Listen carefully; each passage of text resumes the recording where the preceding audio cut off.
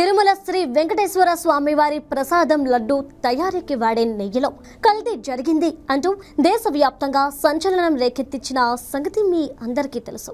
దీనిపై సుప్రీంకోర్టు ఏర్పాటు చేసిన విచారణ బృందం ముందు నిందితులు తప్పొప్పుకున్నారు. కెమికల్ ఇంజనీరింగ్ చదివిన తాను నెయ్యిలో కెమికల్స్ కలిపి కల్తీ చేసినట్లు ఏఎఫ్ఐగా ఉన్న అపూర్వ చావడా కస్టడీలో అంగీకరించారు. కల్తీలో మిగతా వారి పాత్ర ఎంతనే విషయం త్వరలోనే తేలనుంది. కల్తీ జరగలేదంటూ మీ పార్టీ నేతలంతా గుండెలు బాదుకుని చెప్పారు. అవసరమైతే ప్రమాణాలకు సిద్ధమన్నారు, ప్రమాణాలు చేశారు కూడా. మరి ఇప్పుడేమంటారు జగన్ గారు? తిరుమల కొండపై చెప్పులేసుకుని నడవడం, యాగశాల వద్దకు చెప్పులేసుకెళ్లడం చేసే జగన్ కు హిందూ సాంప్రదాయం మీద ఎంత భక్తి గౌరవం ఉందో అర్థం చేసుకోవచ్చు అంటూ నెటిజన్లు కామెంట్లు చేస్తున్నారు. ఈ విషయం తెలియడంతో హిందువులంతా జగన్ ను చీకొడుతున్నారు. చివరకు స్వామి వారి లడ్డూ ప్రసాదంలో కూడా నువ్వు కల్తీ చేయించావంటే భూమి మీద నీలాంటి వాళ్ళు ఉండకూడదంటూ ప్రజలు శాపనార్థాలు పెడుతున్నారు.